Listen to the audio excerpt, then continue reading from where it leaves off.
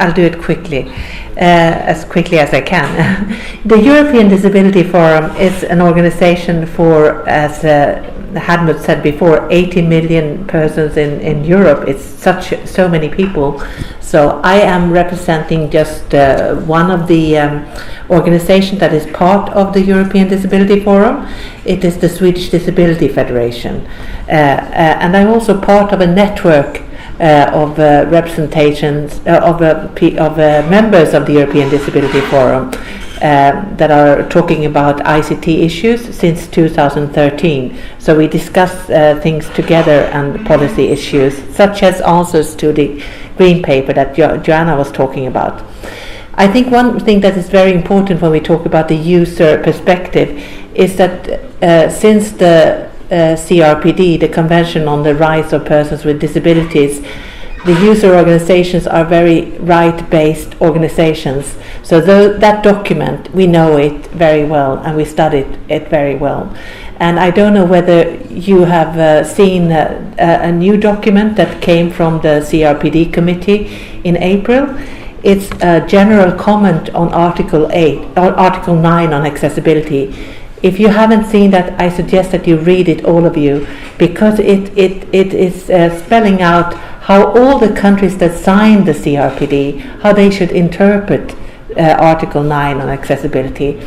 And it's very clear, this is not anymore a choice that you should be accessible or you should use universal design.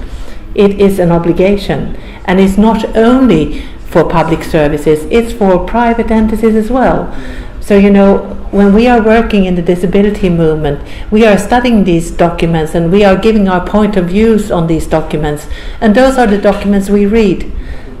So if we are a strong lobby and a pain in the ass for some of the industry, these are the documents we read, and they spell it out very clearly. And in fact, we did not sign the convention. It's the state parties who signed the convention. So that is important to remember, that those are the documents that we are looking at. So of course, as Deborah said this morning, we want quantity and quality. It's not a question of either or, because that's what it says in those documents. If we talk about accessibility media services, we usually talk about subtitles, sign language, audio description. There is also another media service, accessible media service, that is not so well known, probably not in France. It's spoken subtitles. About 25 European countries, they use subtitles for translation. So if you cannot read the what is translated into your own language, then you need it to listen to it. So, for example, in Sweden we don't have dubbing. So anybody watching a foreign film and they don't know that language, and they can't see or they can't read, it's about 10% that cannot read those subtitles.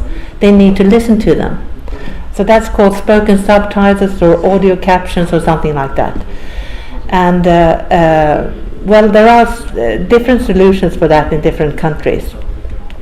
And let me say, then the next question I would say is, how much of the content is accessible, and who knows the answer to that? Because today, if we take television for example, we don't have if you go and you want to see what's on the television, you have these schedules, you have these programs coming on. How many of those have captions? How many have audio description? How do you know that? The Swedish regulator, they tried to make a study and try to see on all the channels how much of them did have those services, and it was a very hard job to do that. But I mean, for everybody who wants to watch television, of course you want to know what you can watch. You don't have to go and try to find where it is if it's a very small percentage.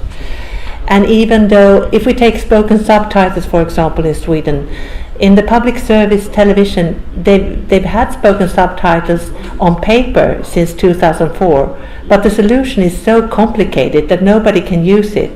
So if you have the regulators trying to measure how a monitor, it looks 100%, But if you try to see how many can use it, it's a usability question. I think in the user organizations we know maybe 1 or 2 or 3 persons who can use it. So we have to look at those issues. Can you use it?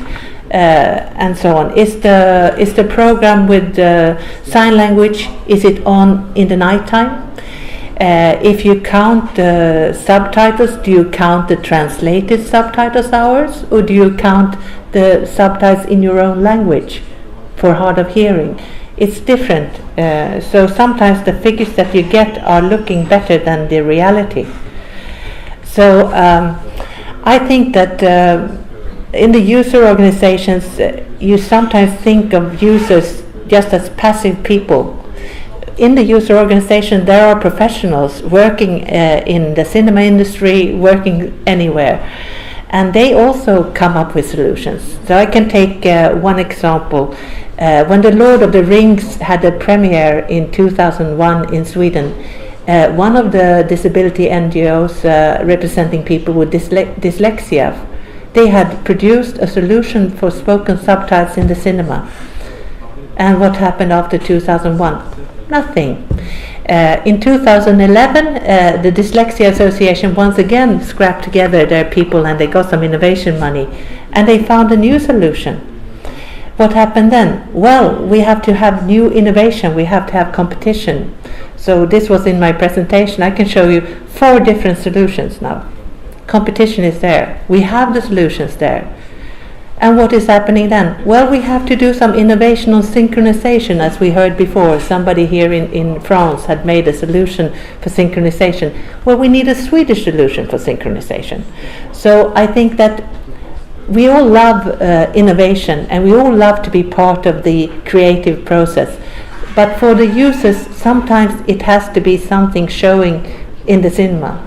You have to have some reality coming soon, because it takes such a long time, and now we have so many solutions. We have to start showing those solutions to the people. I was recently in a Universal Design International conference, and listening to all these solutions that are there, and listening to all the solutions that are here. Is there some way that you can do it so that you don't have to be a guinea pig if you're in a disability NGO? Can you just show them out there while you're trying? Can you do it live, sort of? Do you see what I mean? So that you're not always in a laboratory, so that you get some of the trials out there so you can use them. Because I think that if you come back to what I started with, we have these nice documents saying this is what everybody should do. Everybody signed the CRPD. You have to understand that it's not only it's an impatience. We have the solutions there. Just start using them, I think.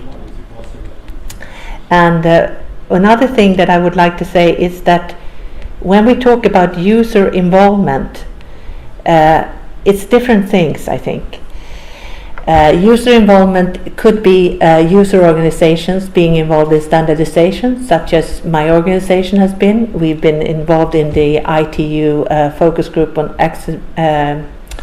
audiovisual accessibility, and it was very good because we get to know the researchers, such as the think tank here. You meet from researchers, from legislators, and you work together. That is, I think it's very important, and I do think we need standards to discuss, for example, icons of the media services. They look different. If you want to find them, maybe you should try to have them similar so you find them if you're abroad in another country. Also on quality, my colleagues are involved in audio description and spoken subtitles, international standardization, so that you sort of come closer to that difficult word, what is quality? Because I think if you start discussing it and you have some common interest in having something similar at least, otherwise it will be very difficult for producers to produce quality. And I also think that there was a recent conference for the World Blind Union where there was a speaker from an American cable company, a big one. And the speaker, he was a person who was blind himself, but he was the head of the Department of Accessibility Lab. He came in there in 2012, and if you look at the accessibility services they now provide, there are heaps of them, and they're going down to billing services and everything.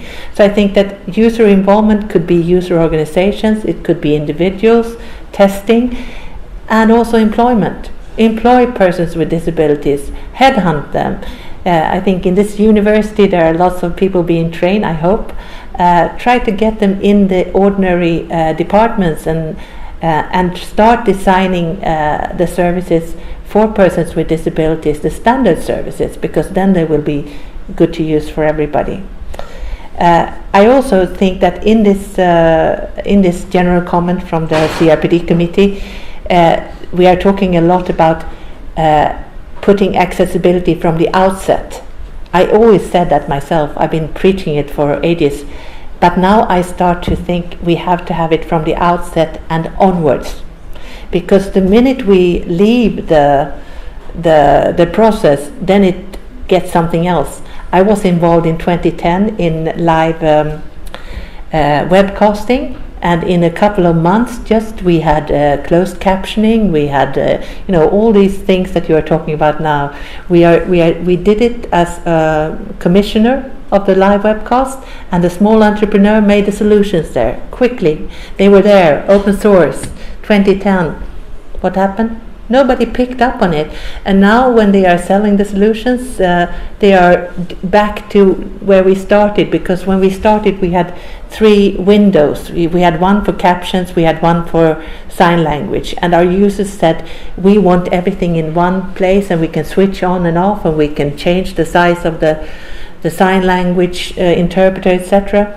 Well, we did it in a couple of months, but then we cannot go on. We don't have any money to go on being the commissioner. And now the solutions that people want, they are back to three windows again. So that is important.